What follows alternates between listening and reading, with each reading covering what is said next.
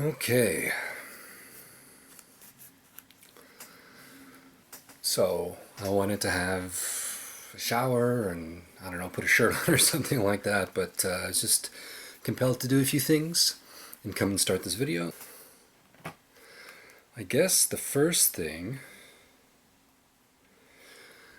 is about your intuition. It is about trusting your intuition and moving with your intuition, and especially acting on your intuition. And using the tools that our intuition draws us to, or that move within that realm that intuition takes information from and gives us the messages we need. Things like tarot and divination and these other sort of forms that reach into that realm, that are not just mundane methods of learning what must be done. So there's a post I made on, Facebook a while ago, and then also a comment I made on that post. So I made this post in 2013, in June, and here it is. It should give a little bit of context for the rest of this video, and really for this time that we're in right now. We're in a special time. We are in interesting times. And if you understand what that means, it doesn't mean that it's always desirable or easy. In fact, interesting times are very, very, very difficult times. Okay? But furtive, incredible times of change and opportunity as well. The original post was, a coin really has three sides, just as a story has three sides. There is the side that you tell, the side that I tell, and the other side that contains elements of each but is neither and somehow greater than both. When a coin flips and lands on its edge, God chuckles. The expectant teacher of a story in potentia. So that was the original post that I made. I was thinking about chance, about that idea of flipping a coin, the idea that in life, I felt like this for a long time, that at times probability is almost less important. It's like it's either going to be like this outcome, it's going to happen, or it doesn't happen. It's just 50-50. But then there's also the mysterious infinite possibility of the coin just landing on its edge and you don't know what it's going to be. Maybe you're waiting. Maybe that's how it's meant to be and you don't necessarily get the answer. I don't know. That phrase, I don't know, is important. I use it, and it can be very empowering. Don't misunderstand. I don't know. Okay? It addresses the human condition. And so, in June of this year, after all the crazy shit, with my parents passing away and the worldwide sickness that was, I think, unprecedented, an unprecedented change and challenge in almost everyone's life, even those that have been through previous seemingly global challenges or catastrophes. This last, 3 years or so, it's been some wild shit, right? It's been different. It's been interesting. So in June, Facebook popped this previous quote about the coin flip up from a number of years ago, I guess 10 years ago. And I made this comment because of how interesting the time we are in, because things are sitting in potentia. And it's important to be able to hold many possibilities at once, at times, without collapsing them all. Especially if it's, a decision that's just based on intuition or other forms that draw on that realm that gives us information that intuition draws on. We must be careful not to move too quickly or with too much certainty until there are certain elements that echo that intuitive knowledge in our life. as things unfold. So in June, I wrote this to comment on this post about God chuckling. So, we are in a moment of open possibility. Coins keep landing on their sides and stories are wobbling. Don't be so quick to identify with a single ending as this journey unfolds. Looking with a balanced heart from atop the edges of potential, one can see much further than the sight from the height of a head or a tail.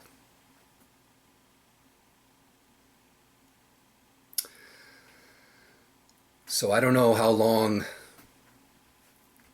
this time that is so interesting or challenging is going to last. I don't know how long it's going to be until we emerge into something that is more obvious, that has more certainty, that isn't quite as challenging.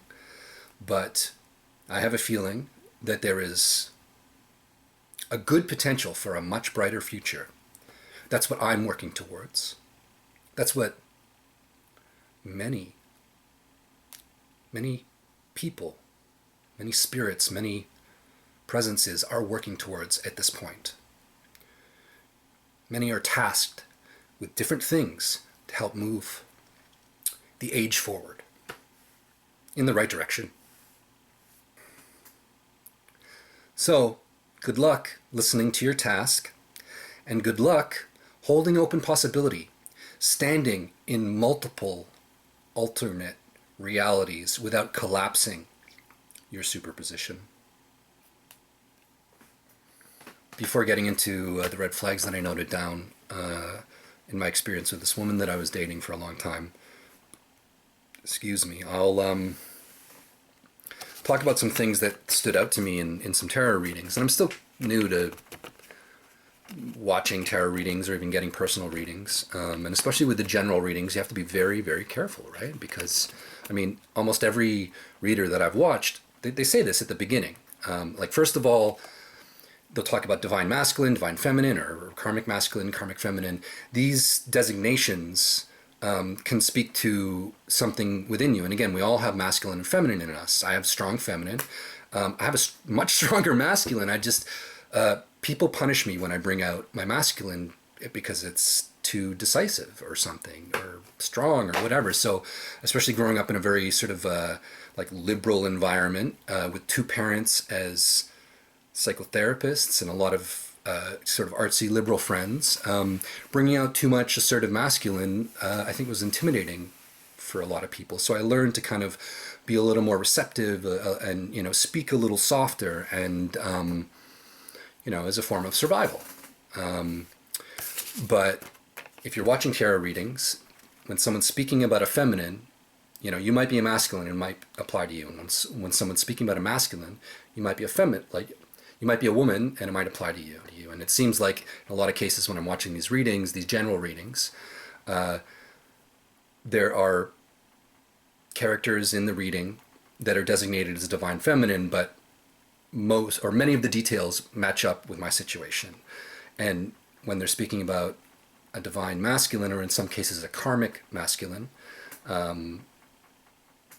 which is sort of more of a negative character that's there to teach you a lesson, as opposed to maybe your partner or mate or someone that's there to help you if they're divine. In any case, I seem to be the divine feminine in many cases, and the woman I was dating seemed to be the divine masculine. And, she was raised by her father. She had some kind of practical masculine qualities to her. So, I guess it kind of makes sense, but it's been irritating at other times, but that's just something to get over as, these messages come through the world to you, and you can take them as they speak to you, as they echo true, as they're useful. So some of the things that I noticed in these general readings that echoed to me, that resonated with me, I guess is another word that people who do readings talk about, take what resonates with you.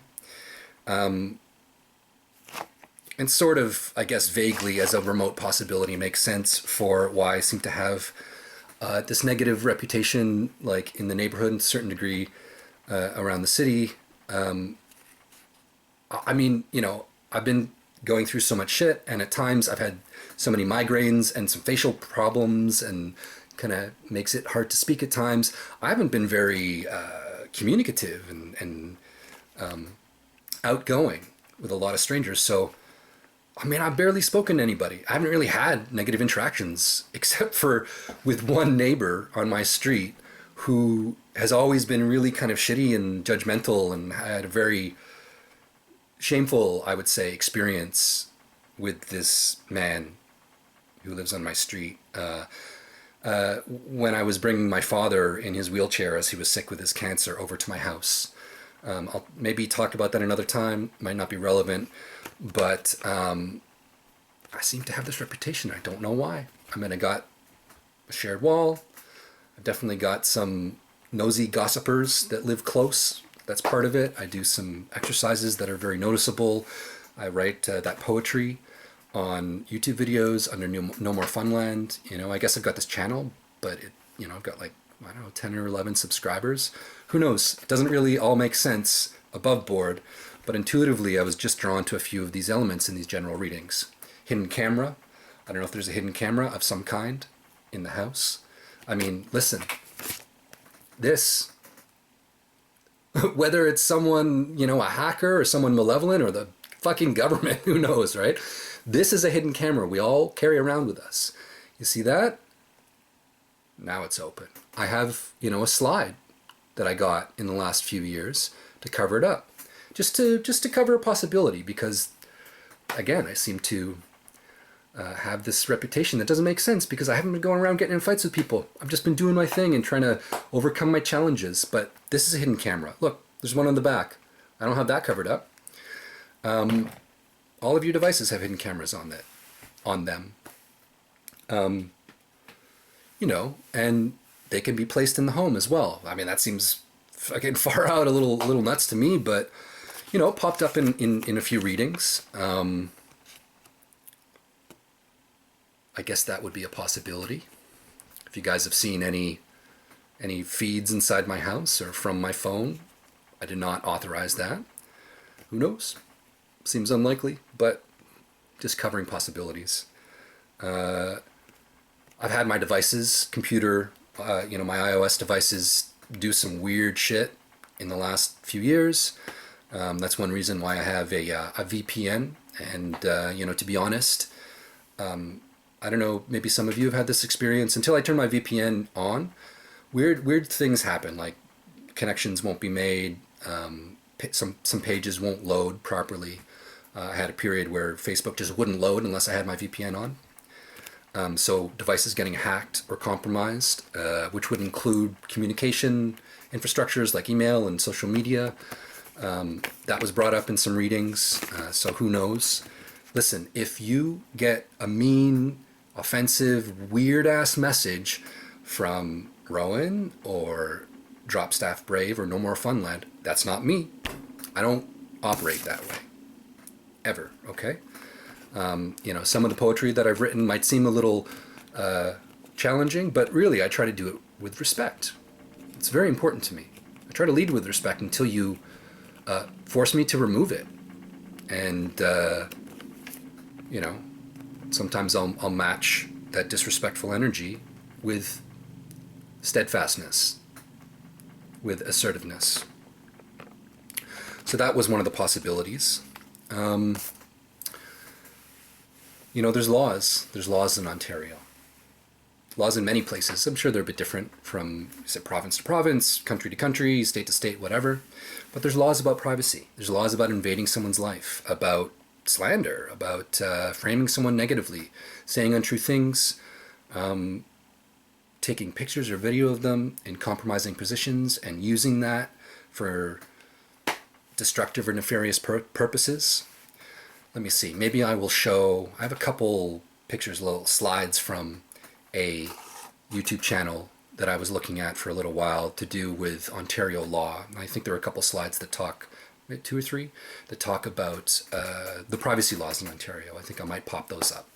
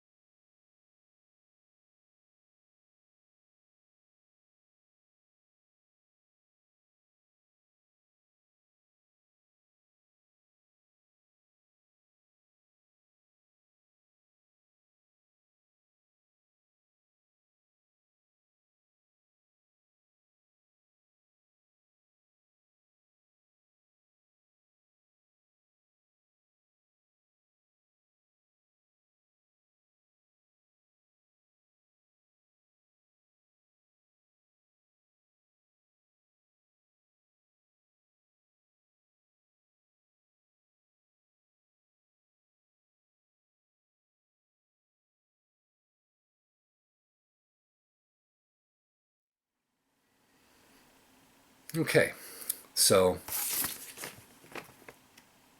again, little lies stack up, become bigger lies stack up, become colossal lies. Eventually, shit's gonna crash. Probably crash on you. I don't know. Gotta be careful. These are general readings that I got some of this information from. Honesty is very important to me. I'm almost maybe too honest sometimes. I had a cell phone with a new line that I got that was connected to a number that I put up on one of my previous videos. And I got one device. It was a really cheap device. I decided that it was too clunky and slow, so I returned it. And I forgot to bring back the charger. They say bring it back in perfect condition with all accessories. So I returned it, and then the next day I realized I had the charger. Now, I figured it wasn't a big deal, but honesty is important. So I went and I tried to return it, and the dude looked at me like, what do you want me to do with this? It's probably like more difficult for him to like put it into the system, given that the device that I returned had already been accepted.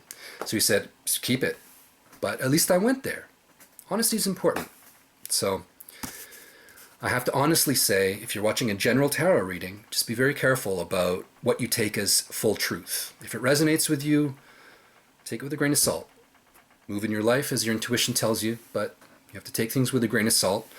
At least until the external mundane world starts to echo elements clearly of your intuitive information.